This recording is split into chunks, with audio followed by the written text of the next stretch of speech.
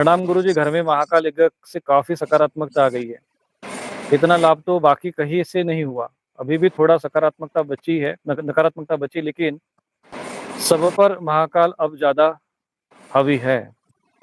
और जो 14 दिन वही वहां रुका, मैं भूल गया कि मेरी कोई समस्या भी थी। गुरु के सानिध्य और स्नेह से माँ पीताम्बर और महाकाल की ऊर्जा से इतना आनंद था जो आज तक मुझे कभी भी महसूस नहीं हुआ। ये है साधकों के अनुभव। अभी इसी का ही हम चर्चा कर रहे थे। ये उड़ीसा के हैं। ये आश्रम में रहने के बाद जो भी, और वो अच्छा इंजीनियर व्यक्ति है। तो ये जो साधकों के अनुभव है, इसे सीखना चाहिए। अब कुछ लोग ऐसे होते हैं जिनको वो कहते हैं कि हम तो गए, हमें लाभ क्यों नहीं हो रहा है। ये ऐसा ही है कि जैसे चींटी जो है चीनी के पहाड़ पे घूमी, लेकिन उसको मीठे का अनुभव नहीं हुआ। तो कारण क्या पता चला कि उसने जो मुंह में नमक की जो है टुकड़ा पकड़ के रखा हुआ था।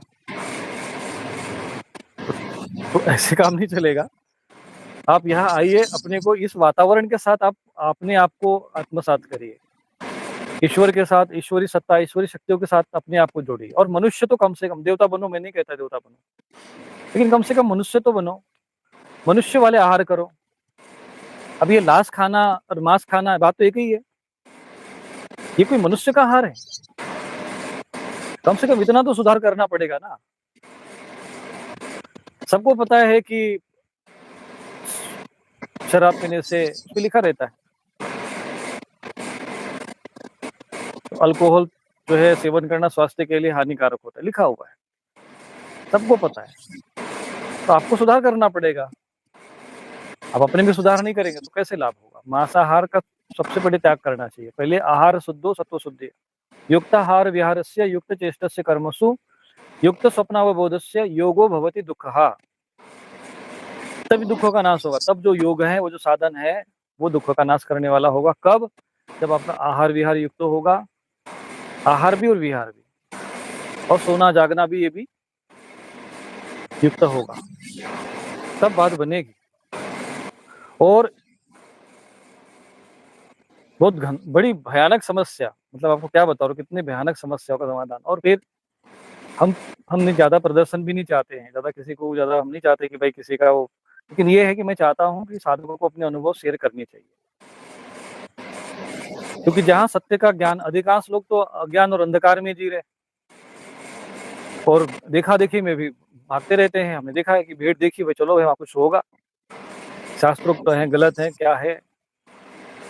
तो बड़ा युग भी वैसा चल रहा है, हवा भी उन्हीं की चल रही है। वो राजनीति में तो आप देखे होंगे ना, कैसे कैसे वो चीजें फैलाई जाती है।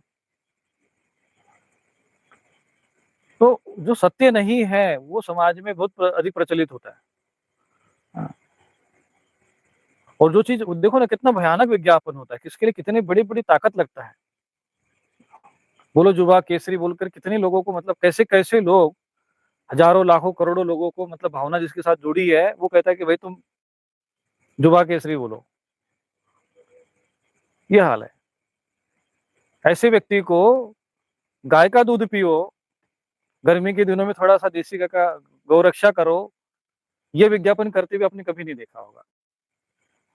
ऐसे लोगों को कभी संस्कृत देश की, राष्ट्र की राष्ट्रभाषा होनी चाहिए, गुरुकुल बननी चाहिए, ऐसा बोलते हुए इन लोगों से कभी नहीं आपने सुना होगा।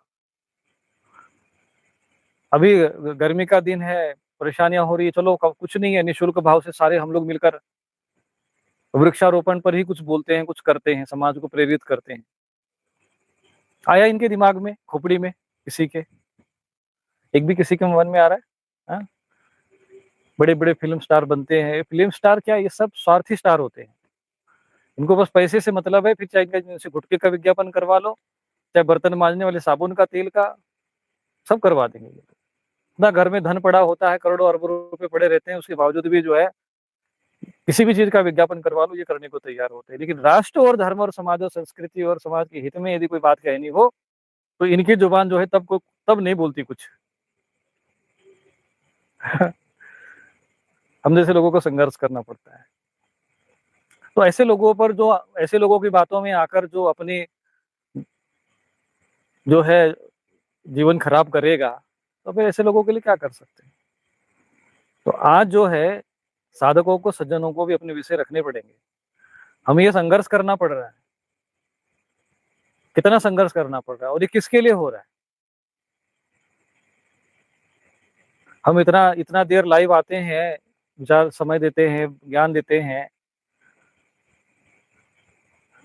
आप उनमें से कोई एक आध व्यक्ति आ जाए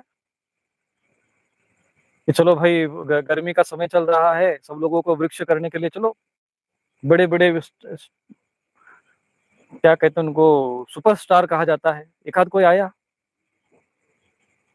मतलब आज हमारे देश की क्या स्थिति है। गुटखा, अब मैं क्या क्या क्या बोल नहीं सकता, बोलूंगा तो आप लोग कहोगे कि हमारे अपने भी अशुद्ध शब्द हो जाएंगे। ऐसे ऐसी चीजों की वो विज्ञापन करते हैं, वो सुपरस्टार कहलाते हैं। और समाज जो है, किसी विषय को, किसी को लेकर समाज में जागृति लाना हो, समाज यदि गलत दिशा में जा रहा हो, भटक रहा हो, धर्म, संस्कृति, परंपरा, सभ्यता से भटक रहा हो, तो उस दिशा में ले जाने के लिए जो लोगों को निरंतर प्रेरित करे, ऐसे संत महात्माओं को कोई सुपरस्टार कहेगा क्या? कहा जाता है कोई हो, है कोई संत महात्मा को जिसको सुपरस्टार कहा जाता हो? उनके पीछे पागलपन है? नहीं है। लेकिन जिस दिन ये जो चीजें हैं, ये बदलाव लाना पड़ेगा, जिसके लिए सज्जन वर्गों को आना पड़ेगा आगे। अभी हमारे साथ कुछ भी नहीं है, 10-20 साधक ही है जो पूर्ण तन मन के साथ समय देते हैं, लगे हुए हैं। लेकिन हम लोगों ने जो जो विषय उठाए और जिस जिस विषय पर बोला, वो विषय एकदम क्लोज हो गया। समाज का नकारात्मकता एकदम बंद, क्लोज।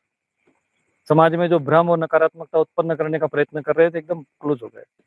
लेकिन फिर भी कुछ ऐसे स्वार्थी, उन्होंने स्वार्थ का इतना बड़ा साम्राज्य खड़ा कर दिया, छल और कपट, अधर्म का इतना बड़ा साम्राज्य खड़ा कर दिया है कि इसको धराशायी करने के लिए 2-4-10 लोगों का काम नहीं है ये। सबको अपनी अपनी भूमिका निभानी पड़ेगी, सबको अपना अपना समय देना पड़ेगा, बोलना पड़ेगा, सत्य कहना पड़ेगा, विचार रखने पड़ेंगे, है ना। जो धर्म की रक्षा के लिए, जो अगर आप धर्म, समाज में अधर्म हो रहा हो, समाज को गलत दिशा में ले जाने का प्रयत्न किया जा रहा, हमारी सभ्यता संस्कृति का हनन हो रहा हो, और हम कुछ बोल सकते हैं, लिख सकते हैं, कह सकते हैं, समर्थन कर सकते हैं, सहयोग कर सकते हैं, फिर भी हम चुप बैठेंगे रहेंगे,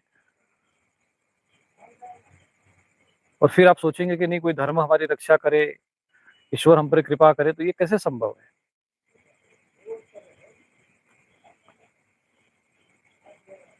भगवान ने भी जब जब उस समय भागवत गीता का जो वर्णन आता है, उसमें कितना उन्होंने दिव्य उपदेश दिया। कितने सुपरस्टार ऐसे आए जिन्होंने कहा कि नहीं, भगवत गीता प्रतिदिन पढ़ा करो। इतना एक वाक्य बोलने के लिए